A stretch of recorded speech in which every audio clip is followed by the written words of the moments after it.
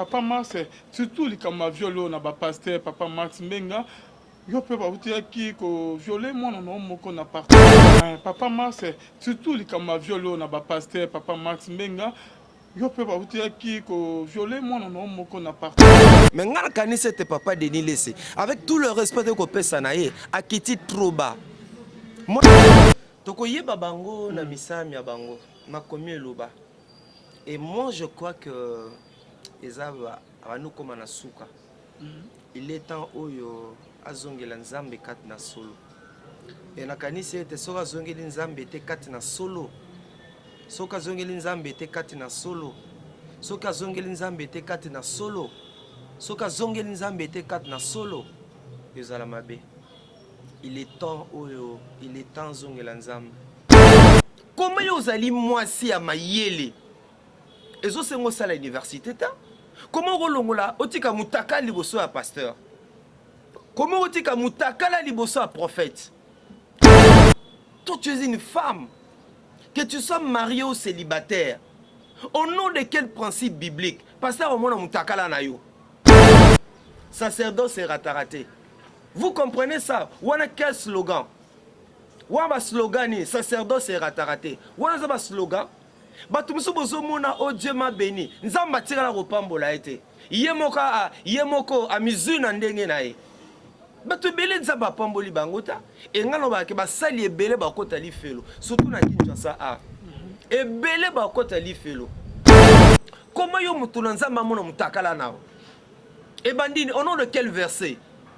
Au nom de quel verset? Bilomo pe bozo linga yango. Bilomo pe bozo linga yango. Ba mame bele bazo respecter plus ba pasteur que mobali ne nandako. Nabi faut respecter pe pasteur. Mais ba mame bele ba to saka mingi pasteur que mobali abali. Ce sont des cas rares. Atabo lobby, yazo mona kutu bien, aosa la buzz, ba lobela e mikolo, yazo sa l'actualité. Donc moi je pense que quand on est un homme de Dieu, et depuis un certain moment, nous aimons l'évangile de Denis Lessé. Biso tolandi na bo mwana, toki ba étudiant na IPEN, ananzela na ye. Nanzela na ye, bato bele ba bongoli mitema. Nanzela na ye, bato bele pe ba moni loboko na nzambe. Po nzamba za souverain. Nzamba salaka na ndenge na ye. Mais depuis un certain temps, azo kita mabe, ao kita, ao ça la preuve comment dire, ao ça la preuve ya moi bassesse, ao ça la preuve ya moi médiocrité, ao ça la preuve ya Sony. Shalom, shalom, bien-aimés dans le Seigneur. Un grand merci à vous tous qui êtes connectés sur notre meilleure chaîne, La Voix Céleste Nzela Lula. Et si Bonzambe et Kitarana Loye, Mona Malwape, na Misala Bonzambe, na Bonzambe, Lola, Ezofuta, Simananto Yakolobake Nzama Boye. Tokwaye, Wapi Elongo, na pasteur, fais amis si à la bouche autorisée de l'éternel depuis Zurich, na maman, mami, Munga, Motema, papa Blaise, Munga, na Suisse, na Philo, Mukoya, Motema, Bivens, Deo, Monalono, maman Gisèle, Luke, le Motema, papa, Emmanuel, na Boston, Zama, Lola, Amonabino, Bonzambe, na Bonzambe, Yesunde, Mosu, qui si bien aimé dans les Seigneurs, toujours na cadre, encore informé, bien dans l'émission, mais rien que la vérité, ni de ton le bien aimé dans les Seigneurs. Tout dans le sujet, ma caméra kolba mingi koleka na émission lelo, mboza toujours connecté, nzama lola ako pamola binos. Tozalina papa Max Mbenga, tout le monde est kala. Shalom papa. Shalom de Calvin, merci pour l'invitation. Ça va de nous le qui belé penza kasi nzambe azolokumu ou acception ngulu tokutana les sous une mission lelo mikoleki kala pour la simple raison que madame batela qui est poison et nzamba zana bomoy degré à pourcentage ya poison ezai 88 mais bazuka moi akenda ki traitement quelque part kaka na RDC awa kuna na est quand même comment vous allez yo ozam to ozana bon moité ozam to sengela qui déjà au kufa mais to pesi nzambe merci oya abatelier nzambe asali ete a récupérer santé na ina profiter pour na roba ete mukileza ko beba to ba mba poison yo aiki mingi na ba politicien mais poison écouté na mboka Congo poison comme lokola bonjour toza ko se rendre compte ete mais du jour au jour bato baza ko kufa na poison na yebi et tout là avant na émission tous en a pasteur moko oyo azolela na passe na motema moko ya collaborateur na ye azape toujours awa na RDC mwana né à 4 ans auti kokufa na poison. Tu peux imaginer mwana ya 4 ans.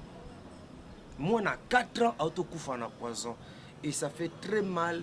Et na moment to komi nzambe kaka batela biso si nzamba ko batela biso te e biso na musalo nzamba apesa biso ya koloba mukona mokolo musala oya ko défendre ba sainte doctrine soki nzambe tel vin quelle que soit ba disposition ni no ko zwa ezali passe nzamba bundela biso bande ko bozolo na biso bwana Kinshasa culture oyo yako boma moninga na poison toyebaki yango te s'il vous plaît bo arrêter yango bino ba obo sala kama makambo o bino o bazai ko utiliser bino ba pesio mbongo ba pesio ba moyen ba pesio promotion pona ko boma moninga na yo ne faites plus jamais ça bo sala yango lisusu te. La Bible déclare dans Matthieu 16:26 et que servirait-il un homme de gagner tout le monde s'il perdait son âme? Mabe angwani nde kwa salio, quel que soit degré à mabe. Oiko limbi sate, sunzamba lola.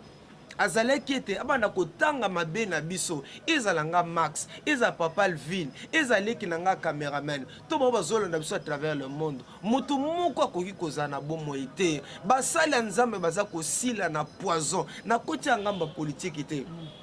Po ezali culture na bango, ezali mon message na bango, politique d'après bango, ezali jeu à intérêt. Mais pour na biso bana nzambe, talaka ya mwana pasteur oyo 4 ans, mwana 4 ans, mais ba tieli poison, ba oti ko kunda mwana wanabo. Ça fait mal au cœur. Ngai moko na yoka kalikambo ya poison, mais na oti ko vivre yango bande ko to arrêter. Toi arrêtez, linga moninga na yo, lokolo omilinga ka yo moko, likambo lingi basala, otoko sala moninga te, pourquoi bozo boma baninga, pourquoi ba utiliser yo? Pourquoi ba utiliser yo pour boma moninga ndeko nanga? Est-ce que yo kozala seko na sena moyi oyo, tika émission à lelo, tika exhortation à lelo, esunga ondeko mwasi, esunga ondeko mobali, ko boma moninga na yo te. Je pense à beaucoup de gens que je connais, je pense à beaucoup de gens que j'ai connus, oyo lokola maseki, bakufi na poison. Seigneur, fais-nous grâce, Seigneur, protège-nous, Seigneur, garde-nous, sans toi nous ne sommes rien. Papa Max, obeti du solo à poison. Et dans un ndeko moko na komo ya Belbiche, maman moi awuta ki France, oyo awutu ko kufa yaki awa, normal en bonne santé, na séjour na ina kin papa isami a na limité. Donc neka baninga bazo ya hôtel ye ba famille bazo ya rotike blo olia, ce que akufi pe na poison awa na kin asali pas même une semaine na séjour na kin atiki bana na mi balé papa. Okomo koloba réaction par rapport à événement de kotoye awa ezo ye banate baninga mutu batelie famille to banani asali crise akomi osanza banini akufi na poison atiki banami ba de Calvin Beya. Ça fait très mal au cœur. Et on va dire comme ça bazana potomona asala 30 ans, asala 25 ans, aboya na ye kozonga na Kinshasa, bakomi na kobanga. Et non, c'est regrettable. Cela ne fait pas partie de notre culture biso batu mindu. Toyebaki makambo oyote, likunya, zuwa, motema mabe. Yaza mayele mingi, azo mata mingi, au moins nenga ye wana, il faut ça attention, à cause de place, c'est ça ba raison oyo, et aussi bazo boma baninga na bango na poison, nde kauti poto, vie na ye changea, nzamba seta msusu a gagné vie na ye, yo yebi ba peno monaki. Etant bozo bomaye, parfois est-ce que yo kozo ba capacité na ye, yo kozo ba qualité ezaleke pa na ye. Soko bomie yo kanisi bakozo bambula comme écourter vie na ye bakozo bambula na ye baksela yo. Je connais un pasteur à commune à Lemba, à Yepazana Poison. Le pauvre pasteur, Azana Nini, a foutu l'anda comme moi chambre et salon. Mais c'est un homme de Dieu très intelligent. Les lois à Tongo midi pour qu'on hôpital. Tongo midi pour qu'on hôpital. Quand je pense à cet homme de Dieu, ça me fait mal au cœur. S'il vous plaît, libo tabana nkolo bandeko. Totika komi bomana. Ko écoute vie andeko na yote. To komi ko vivre lona keba keba. Oyebite to comment vivre na keba keba. Diable a multiplié ba stratégie. Ya ko boma likamuna poison. J'espère que yo ozuli bakwa kolandanga na voix céleste oyo sita munene abana nzambe, s'il vous plaît, peut-être que si oboma bandeko, peut-être basi basalela yo, mais kozongela ngo lisusu te. Senga mawana nzambe liko na bomo inayo. Papa, eloko on a calé zalaka te. Nene comme ma casse pour poison, comme on dirait que elo mo avec bazo bon avec toute facilité. Pourquoi on a calé zalaka te poison comme partout go papa? To comme papa Alvin Beya, to comme na tango na suka. Mitema ya batu, mitema papa. Bolingo mingi za kaka ya munoko, bolingo bibebu. Est-ce que toi tu peux imaginer que poison lelo est en église? Dernièrement, natango comme pasteur Dieudonné Sita Lumba. Batila e poison en plein kit pasteur wana akoyaki. Nga na ibi ba pasteur belo lelo oyo batiki biso likolo likamwana poison. Papa nangai, je connais quelqu'un qui a empoisonné 8 fois. Mais Nzamba saleka ngulu. Yango alvibe Nzamba pambola yo. Lorsque je parle de l'empoisonnement, j'ai envie de pleurer. Non kaposo kwa na zinda, ça fait mal. On n'est pas épargné. Yo kasi makabato kwa biso ba max. Ndenge toza ko bunda boy, na ba vérité tolobaka boy. Yo kasi ba kolinga biso, c'est tout un réseau. C'est tout un réseau. Nga na comprendre ta likamuna poison na mokili. Mais poison tina église, comment un homme de Dieu, comment un pasteur, comment un servant de Dieu, avec kufa na poison. Comment poison côté une église, poison yeti na chair na église. Pourquoi c'est là? Pourquoi c'est là? Libota bana nzambe. Totelema. Yesu Christ a tikela ki biso empoisonnement te. Yesu a tikela biso bolingo. Linga moninga na yo, loko komi linga ka yo moko. C'est vrai le vina retour zala. Ba problème e ko zala. Toza batu na se na moi, mais tout réparer yango. Loko la ba na nzambe ke ko éliminer moninga physiquement. C'est qu'un homme aura semé, il moissonnera. Merci beaucoup papa Max Mbenga. Avant que tu continues dans ce sujet monsieur papa, parce que par rapport à maman nega qui poison, oh ya zadi moi sinon papa, ozo se reprocher na eloko mote maman sala kini to yo sala kini point que ba rocher des poison, ba tele après mon poison pas marabout etem papa. Bon, sincèrement il m'est difficile à couper ça. Pourquoi ba tele qui poison, pourquoi na éviter, mais je bénis le Seigneur pas mbaté nzambe azana bomoi, nzambe atika kabana na été ndeko Alvin ça fait mal mukileza ko beba. Yango remarquer comment que ça 6 mois nanga solo ba médiate mebe mission na likakate mukileza mabe tomi linganité mais yo sala ka baninga bongo peut-être aussi promotion et ça ba tozi ba promotion pour bomaki baninga et ça ba tozi ba promotion ya dit ba classe ya peut-être za médecin azali médecin penda ba si sa classe na mais spécialité na ezali likamuna ko boma bazali. Donc il y a si ça pensa bien médecin qualifié mais il y a ba utiliser ka pour na ko boma baninga na poison. Peut-être yo comme garçon mon boyo ba comment ko salela yo pour na ko boma baninga. Un jour si tu te répands pas un jour bon ba kufi na poison ba ke mais yo parfois ko zalozo pola. Hein? Ozana ko pola vraiment ko nzoto ze katana wana ozana bomoy. Nzamba permettre la émission Nzamba permettre batine de l'émission pour bongoma. Moi nana kufi à 4 ans. Moi na pasteur moi à 4 ans batile qui poison kufi. Yebisa moi nana mabeni na sali. On a voulu tout simplement choquer ce pasteur. Couper sa pasteur monter ma passe. Tika pasteur wana nzamba consoler. Merci beaucoup papa Max Mbenga. Au beti du solo ya pasteur papa réaction non par rapport à pasteur prophète Denis Lessi, prophète des nations papa. On dirait que bon selon on dirait que papa zo koba toujours na mabe koleka. Bon puisque poser une question nazo obligé na répondre dans mais na mawana motema. Na naki vidéo wana ngamoko. Oya prophète Denis Lessi alobi ya lingaka nzambe te. Vous comprenez combien un homme de Dieu, un prédicateur et puis azo koba roté en église d'ailleurs, il peut se permettre de dire que y a lingaka nzambe. Ce que y a lingaka nani. Bon bino sko bandimi bozolanda muta bongo. Ya heureusement pour il est sincère. Y a lingaka na nzambe te. So linga nzambe zaka pona ko banga liwa des choses comme ça boye. Y a lingaka na nzambe te. Et bozo kene na église na ye. Azo tela bino maboko. Nazo ce comme problème ezali awa. Nous avons beaucoup d'estime na considération batuna nzambe. Mais ba dérapage ezali belé. Mais problème na Kinshasa ezani. Ba pasteur balingi que soit lobi likambo. Hein, soka lobi likambo, bobetela ye maboko même si eza na mbeba eloko eleki na média nga personnellement nakaboyi na basala nzambe ebele nabike nzambe aotikanga te nzambe akotikanga te nzambe akofungola mpe barelation sika mais lorsque je me rends compte que eloko eleki na média ekobungisa to kokitisa kondima bato ebele. La Bible dit lorsque la sentinelle voit les dangers, la sentinelle sonne la trompette. Si on dit que l'eau est qui na média et que bato bele ba yoki yango, tous ont obligation ko corriger. Atanga ni na oleka, na yeko bunga penzela. Na yeko ba pe bi loba loba. Mais si on de quoi za bo yebi kolekanga, ayeko ya pe ko corriger nga eza mabeta puisque l'équipe déjà na média. Comment yo zali mo bateli mpate? Ozali ko kambetonga na nkolo. Tu te permets de yolinga nzambete. Et depuis un certain moment, nous aimons l'évangile de Nilesi. Biso tolandi na bomwana. Toki ba étudiant na IPEN. Nanzela na ye. Nanzela na ye. Ba te belé ba bongoli mitema. Nanzela na ye. Ba te belé pe ba moni loboko na nzambe. Po nzamba za souverain. Nzamba sala kana ndenge na ye. Mais depuis un certain temps, azokita aokita mabe aokita aosa la preuve ya comment dire aosa la preuve ya moi bassesse aosa la preuve ya moi médiocrité aosa la preuve ya soni.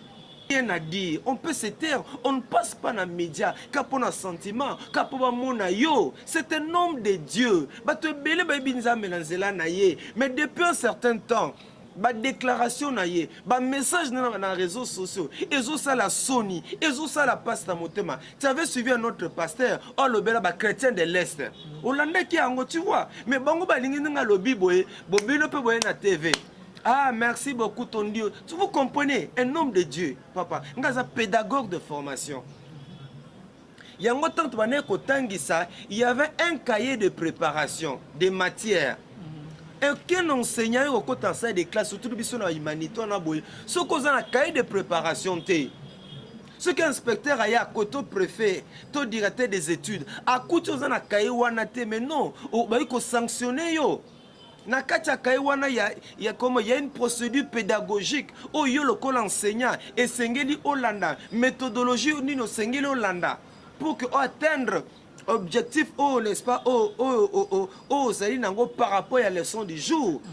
Mais le romona que basali basusu na habite ce que excès des ailes na habite peut-être ba kanisa ki basi ba komi bango basi basali ba kombo bango basi bazui au monde azote ya au monde qu'il y a beaucoup de dérapages. Les chrétiens de l'Est, comment ils allaient monter dans Nzambe? Maintenant, les chrétiens à l'Est, ils ont critiqué. Parce qu'on a qu'une église. Est-ce que tu peux imaginer? Heureusement, au moins pour ce pasteur-là, il avait demandé pardon. Des cas rares. Des cas rares. Moto Nzambe a tei, ta mususu abungi nzela. Soit abungi pensela ou bien to comprendre matin na bien te ayeko zonga na réseaux sociaux pour na kosenga pardon, ce sont des cas rares. Ata bo lobby yazo mona kutu bien aosa la buzz ba lobela mikolo yazo ça l'actualité. Donc moi je pense que quand on est un homme de Dieu, c'est vrai que nous n'avons pas de leçons à donner mais parfois na mo limo ta musu to za la bana toza le ko lobate mais sur le plan pédagogique tous appellent loko ya koloba mwa mukepo nzamba salingo luto yekoli yango na classe l'église c'est le cause na classe oza côté oza na kolakisa et c'est même habillement na yo langage na yo tout ça ezali important moi biso mutu biloba loba mutu ese lokola za na cher za na miko ya yebi nyonso il peut se permettre de tout dire. Donc j'aime beaucoup papa Denis Lessé, mais je pense que à Kiti trop bas. Comment il y a qui linga nzambe te? Parce que bino bozo qui est une église wana boko sani. Maintenant lorsque lui dit par exemple tanga au nom de Jésus, ben nzamba pambola bino. De quel nzambe ya lobaka? Bia bike ya linga nzambe te. Maintenant nzambe comment nzambe bimana munoko na ye? Hein? Et ça nzambe nini? Point d'interrogation. Parce que papa ma question musu na ngala tuna. Ba maram nyonso Denis les azo sala.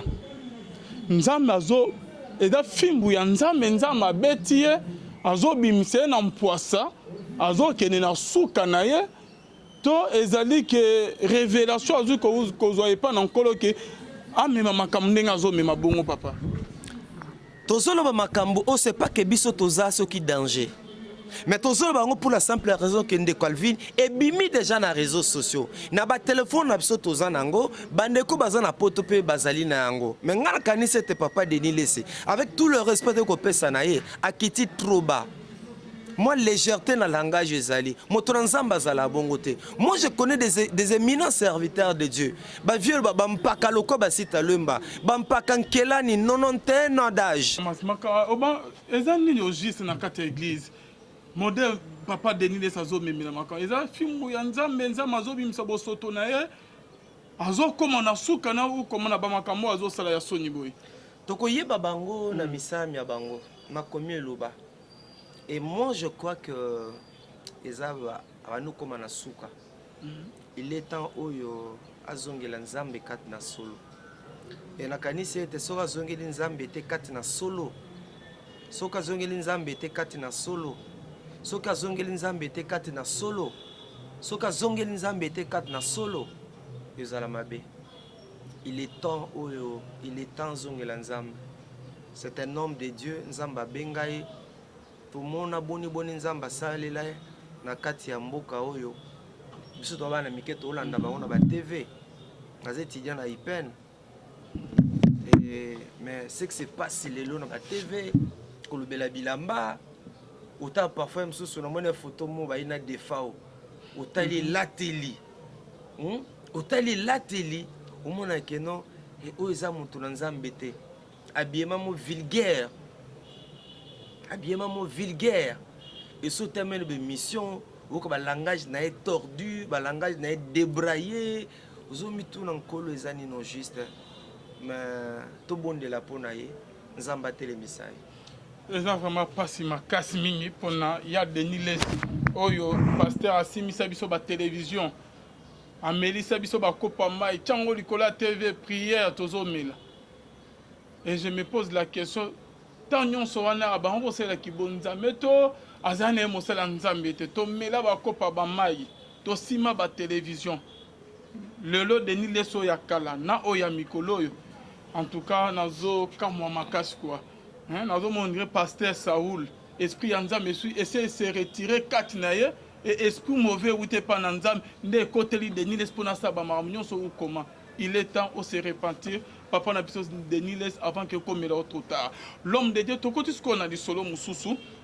Réaction par rapport à la vidéo qui maman Mokazo là. Na comme il y a prophète Israël Condé. Que babima ne nanda kunaye ta mobile azo bima. Il paraît Israël qu'on a bané ko yati nanda kunaye bazo lala na bazo coucher na Israël Condé na même mbetu o balala na mobile na lit conjugal. Et yoko koma na niveau que Israël kona komi obima pena mwana na ye yango mama eko tomoka zo mona ke makambo eza clarté ezali qu'on a des délivrances pour na délivrer il faut ko bima na ya protéger mama eko tubele pas mobile a saigner pardon. Merci na la naipe vidéo na lokola mutonyo so na naipe voice na lokola mutonyo so mais si c'est vrai si c'est vrai pour les réseaux sociaux mambo ezali ebele zo sali mais si c'est vrai ezali dommage ezali regrettable que des choses comme ça puissent arriver. Na profité de la question na yo. Bible lobi mon peuple périt par manque de connaissances. Na kinto lobi ko zanga ko yebeza liwa ndamo. Omi le batu mingi to mona ga prophète nzamba lobi ni ponanga. Prophète olobi ni kasi nzamba lobi ni ponanga. Nzamba ngalo a master na biso alubara ka changa nzamba lobara bongo. Ba mame belé balingi baza ignorante ya parole en kolo. Même batu belé baza ignorant ya parole. Batobe batanga ka Bible te. Et batobe bakena ba église ba fanatique ya ba pasteur. Yo non c'est pela na ba aîné na biso dans la foi. Ils vérifiaient les écritures. Ils sondaient les écritures. Ils interrogeaient les écritures. Mais aujourd'hui ce n'est plus le cas. Comment vous allez moi si à mayele? Et zo sengo sala université ta? Comment rolongola otika mutaka liboso ya pasteur? Comment on dit que mutakala liboso a prophète? Et ça na bato ba kata bango même bakunza. Au nom de délivrance wana. Et ça na bato ba baka bango ba tongola bango. Je me dis mais obi et même ngamo lokola elekela ngai. Ils ont senga tous à la licenciée. Toi tu es une femme. Que tu sois marié ou célibataire. Au nom de quel principe biblique? Pasteur au moins mutakala na yo. On na mona vidéo mususu boye. Pasteur a okamata mona ba aba munoko mona wada lubi boye. Azi au moins oye mama longoli kaleson. Apesi pasteur kaleson. Pasteur azi biloko moko boye atie na sexe ya mama. Au moins un mot bazo mutu na ye à côté si na elamba mama côté nzoto ni ezali. Obi no mitu na kama ezaka envoûtement. Eza koloka ki musinzi obite non na mitunaka ba envoûtaka bango. Ba pesa bango vaccin moko boye oyo ebungisi ki bomoto na bango. Ya même ata ba maman to ba kene pas ba gynécologue ango. Ce n'est pas à chaque consultation qu'a dit gynécologue à ça la toucher. Ah non, quand il boit ça, ok, c'est bon, ok, mais quand boye, à se référer à ancienne consultation. Il est temps ba mamé belé, ba yé, ba lukanzambe kada bo solo. Combien de fois tu décrié na plateau na o? Ba mamé belé ba escroquer bango ba $2,000, ba $5,000, ba $3,000. Biloko belé pona ayaki ala neki pasteur mon na télévision. Alati kitoko et par la suite, à Bengue, pour abonder la ponaye, abonder la ponamona accompagner spirituellement par rapport à un problème de Calvin. Bah te belé bozo na ba plateau bossa ba dégâts. Ba maman poto bazolela, ba tate belé bazolela. Est-ce que pour ko bonde la pona mutu, ba condition ezali pour ko bonde la pona mutu, c'est ngala personne bongo. $2,000, $3,000. Il y a même un pasteur qui m'a dit longtemps comment on a été. Il y a plus de 250 versets bibliques où ils ont dit que le pasteur avant bon de la pona mutu, mutu ana pesa mbongo. Voilà. Comment on a zobenga Jésus coopérant à côté na ba église. L'église est belé le lot et ça ba boutique, ba ligablo. Et puis ça faut ya bandimi. Bandimi baza enseigner ta. Comment yo passer au monde mutakala na? Toi tu es une femme mariée. À tous un célibataire. Rapport ni les alliés, rapport ni les alliés que pasteur asalo touché au voilà pona longolo milimu mabe nga moko papa est-ce que sexe na biso mibali et longola milimu mabe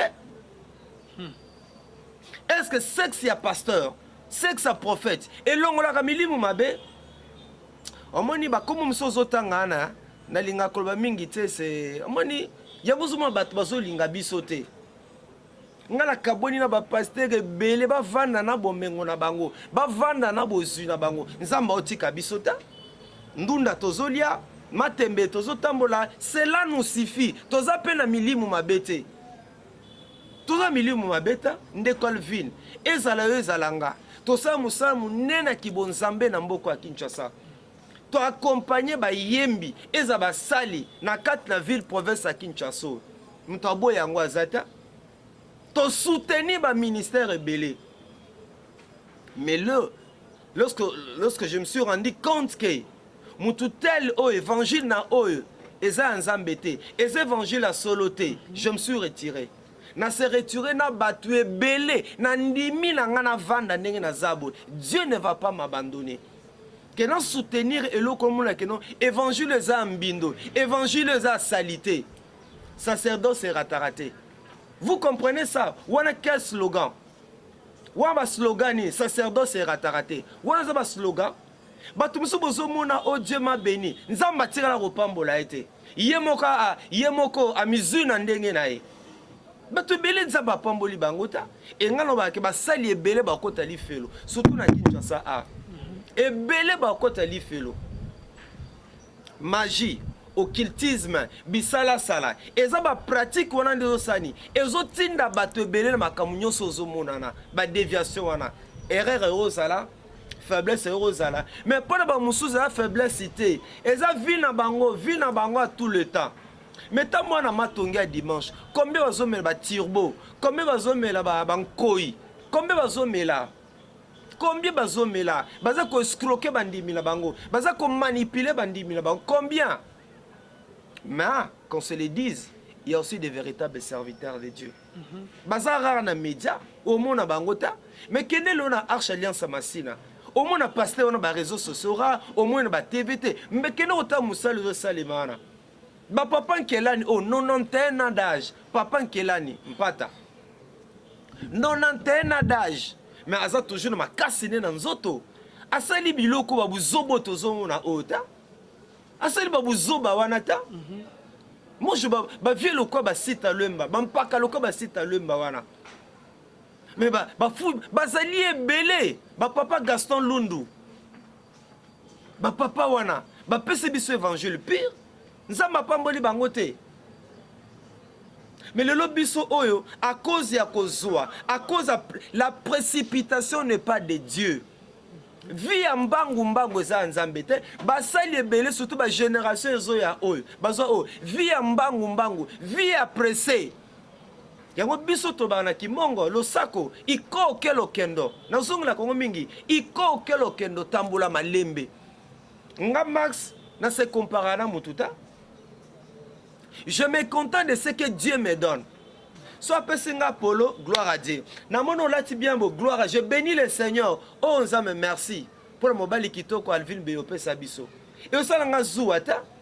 Tango nganange koka, est-ce que nous forcé? Et ça, batumsu alalaka aboka, téléphone à Pamboza. Kende bo vie na échanger na seconde. Dans seconde, ba te bele bazolanda a. Ba vie na bango échanger. Bande konanga to tambola malembe. Totambola malembe. Obiki musala nzambe ndenge komi siko na Kinshasa.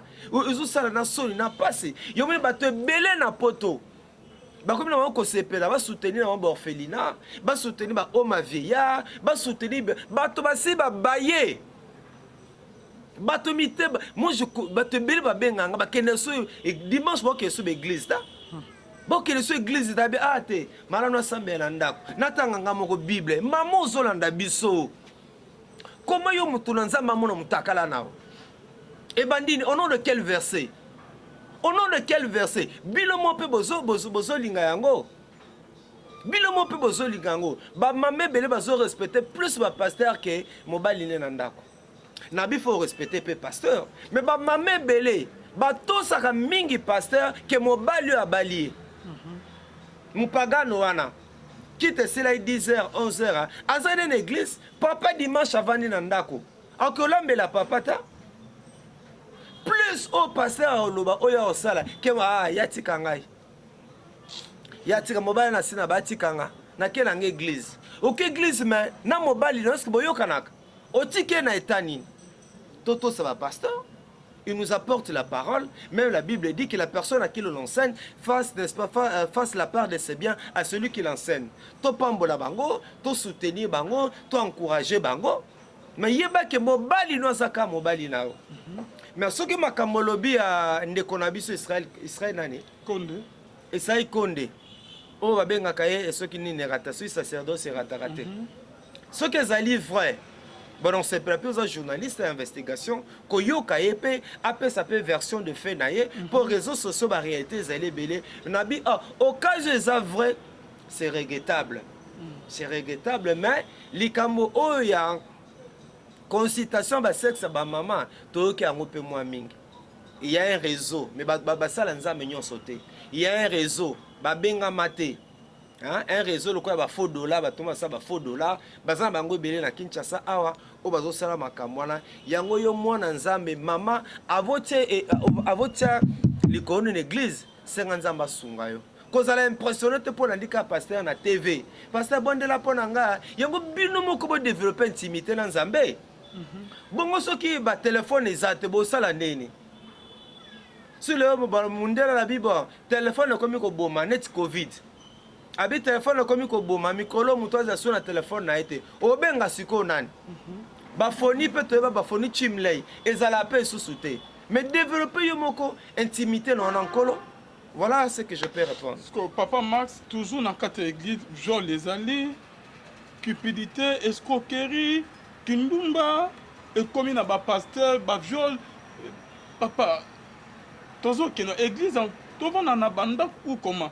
Et comme on bang sana ba homme marié ba pasteur ba confiance ba basina bamba qui na ba église. Ezaka ba pasteur tena biso pe bandimi. Biso pe bandimi toza pe na berreur. Nangi to belo kwana. Mais ba pasteur né on dirait qui makasi. Bon au moins ba pasteur parce que on dit pasteur aza lokola étoile.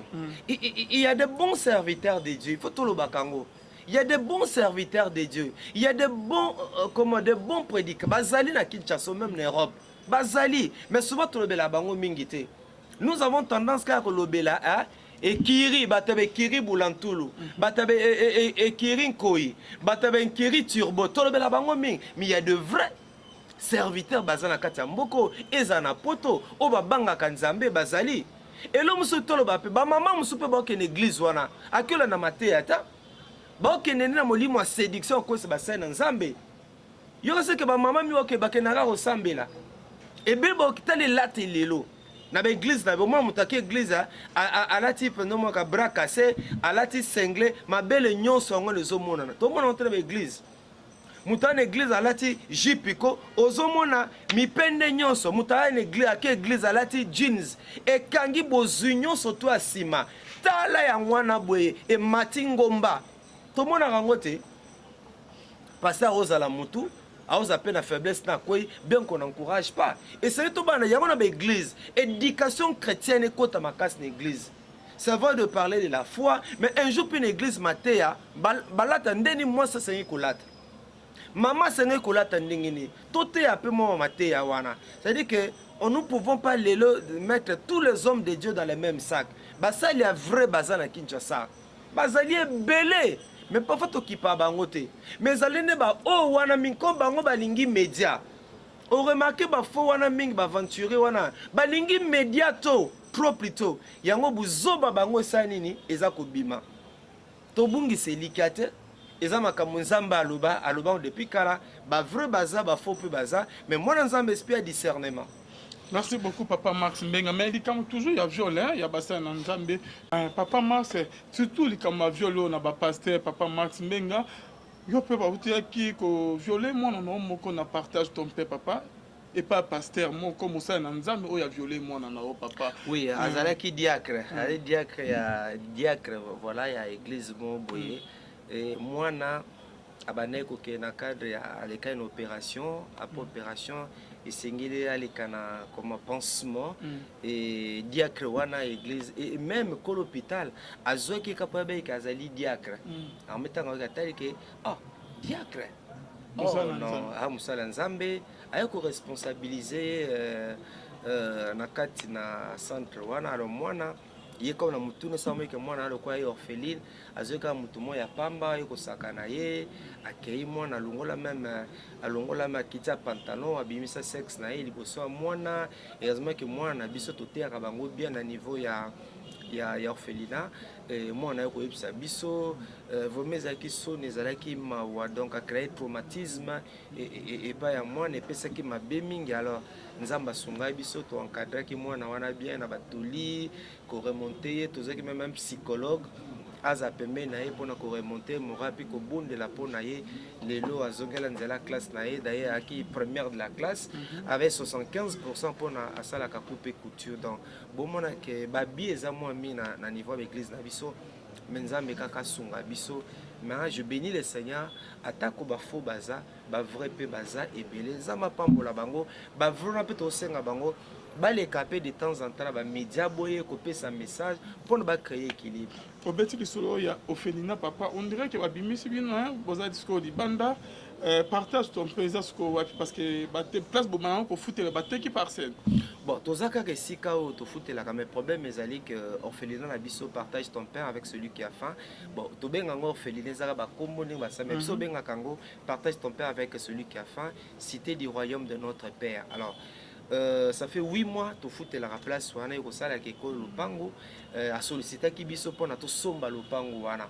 Alors to bondeli to ki ba moyen nzamba permettre te to zuba moyen te ne to zolo aboye lupango wana c'était kami bateki yango esengeli pe bandeko asombi lupango abanda ba travaux yango to zobondela nzambe na kanisi ke batamita malamu pe bazali bao bayebi balandaka biso mbayebi ete na lisungi na nkolo tozokamba orphelinat partage ton père avec celui qui a faim oyo na monga fula mais présentement baoti koteka yango et toza obligé comme ba travaux ezobanda ya ko libérer esika wana kozwa esika mosusu oyo tovanda en attendant nzamba sa nini apesa biso lopango na biso moko. La finalité c'est quoi? Finalité pour na biso ezali ete nzamba sunga biso tozwa lopango na biso moko nayebi ke batapoto ebele basalisa batapoto ebele bazwa badéception. Pourquoi? Batinda bambongo batinda batomba na maboko ya baventure batomba na maboko ya baescro. Mais bayeba ete eza mpe baoyo bazosala mosala malamu baoyo baza na poto ntango bayaka Kinshasa bavisitaka orphelinat na biso mingi bandimaka te. Tozobunda ezala excellence kopesa bana na esongo kolongola bango na motu ete soki mwana azali orphelin to azali enfant dit de la rue esengi aza na médiocrité alataka elamba kotobuka aza mwana aliaka na se. Non, biso tokase système wana soki oye me baoyo bayaka bamona ete biso ezali chambre nyonso totia poste téléviseur mwana olala na mbeto ya kitoko vraimen tozobundaki tozwi mingi te kaka moke oyo bata malamu bapesaka biso tozobunda. Tous les enfants vont à l'école bazotanga et soki abeli nzambe azosunga akende ozwa traitement moko approprié soki auti mpe classe alia ndenge bana bato nyonso to basali nini baliaka. Alors toyelelo na télévision puisque opose nga question peut-être que nzambe apambola yo toza na besoin en attendant tobima tozwa ndako mosusu toza na besoin vraiment que so nzambe apamboli yo nzambe atie à cœur oza convaincu na oyo tozoloba. Numéro na biso yango wana plus 243 89 64 80 627 plus 243 89 64 80 627 numéro na biso yango so nzambe aconvaincre yo omoni ke moto tozoloba osimbami so to se renseigner ete musato osala ezali ya bien kohésiter to soutenir biso to na besoin ya mbongo to constituer garantie tozwa ndako mosusu ya munene toujours na monga fula. Pourquoi monga fula? To remarquer esika moko ya malamu mpona kobokola bana tolingaka te kotia nti orphelinat na matonge na banini quartier le côté toza vraiment kitoko bien que ma ezali difficile mais ezali bien pour l'éducation ya bana eza lokwa baza na internat bana baokola l'éducation ya bien. Donc so nzambe apambola yo ohésiter te benga biso osunga biso to na besoin ya ko constituer garantie tozwa ndako mosusu mpona kobokola bana wana et puis tozobanda projet na biso pe à chaque parcelle tam soza ba lupango ebele ozwe bateni no kosala so kabeli bana oyo okabela maxité na bakombala mingi me ba famille na nga balandaka et que le nzambe asali ngolo tozwi lupango eza lupango max atanga na kufi eza lopango ya maxité eza lopango ya orphelinat. Partage ton pain avec celui qui a fait. Bana wana bazwi esengo bana wana bazwi kimia bana wana bavi na bango komi transformé et que soki lelo esika kokaze bango kozala te ekozala pasi mingi baso bakozonga na balabala baso bamusu bazata na esika na Kinshasa ebi ata mutu te to mpe na bana oyo bauta este bayane na Kinshasa mais basundola bango et gloire à Dieu bakutanaki na bato bayebi biso lelo baza na cité du royaume de notre père otobengaka orphelinat. Partage ton pain avec celui qui a faim. Na mona bato kapona joueur atie bi akabi bambongo bon se soutenir bana oyo. À part ça nous avons aussi des projets pour na ko pérenniser musa tozo sala oyo to bato to kana kina baninga to banda les activités génératrices de recettes. To pesi nzambe merci za na mama moko asungaki biso to si tozu ndako mosusu un studio pona kotia boutique po esungaka osu bona mwa activité mike bongo boza mwa tomate kuna boza mwa loso kuna e kosunga tona projet mosusu ezali ya pharmacie toza na pharmacie na biso toza na centre médical na biso à long terme koza même na école koza na salon de coiffure si toza na biloko wana to ando tungisa bino esusu mingi te tondo tungisa bino mingi même ngande ko benga be max yo likaka na TVT yo sengaka te yo na okaka suni eza na culture na ngate ubana na TV bo sala sapo surtout na tana mutuke batapoto ebele bazwi ba déception batapoto ebele batinda ba biloko ekoma te ko tomona Kinshasa awa ko bato bazokota kota ba bise ko senga na kombo ba orphelin to mona ba balabala. Alors tant aux autres kanisa maman surtout ça la biso soni je me dis peut-être on va nous mettre dans les mêmes lots dans les mêmes sacs et moi ça la moi soni maintenant et ça la moi soni maintenant ebete moi nzambe ya solo tondi sami na molimo santo soko bondeli nzamba kotalisa soki oto zoloba ezali ya solo to ezali ya lokuta mais so ezali ya solo ko hésiter te puis 243 89 64 86 27 ou encore plus 243 89 360 77 au bengi biso to a besoin tolingi d'ici le 30 juin tozwanda ko mususu to équipé yango peut bien to pe la saison sèche awa tozana besoin ba mousse pour moi ba mousse tozana ngo depuis ça fait presque 8 mois ba mousse mike to soma ki ne bandeli ibandeli mena que musala pese koli to pe l'opération achat mousse ya badra ba oreiller sunzamba sungi yo ndeko nanga kanisa bana o zamba lola akozanga te kopambola yo jour pe okoya ozana Kinshasa tozana poto jour obenga biso ko visiter biso o regretter jamais atoye na 18h atoye na 20h okoba wow ezana bato ba osala musala malamu na kati na mboka o tika nzamba pambola bino. Merci beaucoup papa Max Sokite bana ba ozonga na kishege parce que bozawa ntina juin toza donné que tozali a su par nzamba sali ngulu ata lobi to lobi kuna tozi mbongo ya garantie nous serons obligés tozunda kwa kitoko tozo viser surtout au moins bana to tamboli na ba orpheline belé biso avant toi ko sa to tamboli on a vu des choses to mona makambo belé alors tozo lingake bana wana bakalukwa bana biso nde bana biso bazala propre bana pese bazala propre nde bana biso baliaka bana bazala balia pe batanga surtout lobi bakoma ba responsable kati na mboka oyo problème ezandi mbongo garantie ce qui est personne na juin babimisi na banda bana besoin lisungi omoni biso moko ba moyens eza limité mais nzamba yebi ka opesa vision mais provision rose à la yo provision rose ande ko azolanda biso quelque part. Mais na profiter peu pour nous sa merci. Bande ko pote belé boza bénédiction pour na biso. Bozali belé montant ba kombo na bino ezate. Non se rappeler tant que c'est opéré mon moi appendicite. Y a une maman combien to pesi montant atini mbongo to futi. Mon monsieur c'est le kana e bozali belé e belé. Ngana ndima rabino. Mais bolemba te. Bolemba ko sala malamu te. Ngana zaka instrument nzamba ponaki. Mais musala to sala longo na bino to pesa banu esengo to leisa bango to latisa bango to pesa bango yo to benga partage ton pain avec celui qui a faim puis yo nzamba peso ba moyen nzamba peso makoke. Est-ce que vous dites que Dieu t'a béni pour bénir les autres? Est-ce que vous dites que nzamba peso ba moyen pour que yo pose la bénédiction pour ba misusu? Yo za combien de valises à bilamba, ozana combien de sapatos, ozana combien de sacs na compte no za na mbongo boni. Bato mususu abosana ba bisanga autorité moko boye abaye ko rappeler bato banque ba me ko rappeler qu'est-ce que yebi que ozala na mbongo pe na compte na biso na banque na biso so tozoluka mbongo ato somba lopangu po na bana wana so nzamba convaincre yo benga biso tinda contribution na yo yo mopo komona mbuma ya misala wana et puis na profiter comme tozali bato à partage ton pain avec celui qui a faim ndeko nanga ko sekaka baninga te kotulaka baninga te obi venir na bango te bazalaka ba shege bazalaka ba enfant dit de la rue enfant dit sorcier mais lelo bakoma pe bato minene kati na mboka. Je pense à un enfant que nous avons récupéré église et bengana ka poza ki babenga ki sorcier mais lelo ta comment nzamba transformer mwana wana et le 3 juillet tous un événement munene, tous un concert, l'église à maman Micheline Chabani, Matou Samuel, Nelson Kikem, maman Clarisse Kango, na sœur Nabiso Ritindina, Azota France, Azakuya, un grand événement à l'honneur yaba orphelin enfant dit de la rue. Tous un église à maman Chabani à partir à 13h. Moi na poto zana Kinshasa.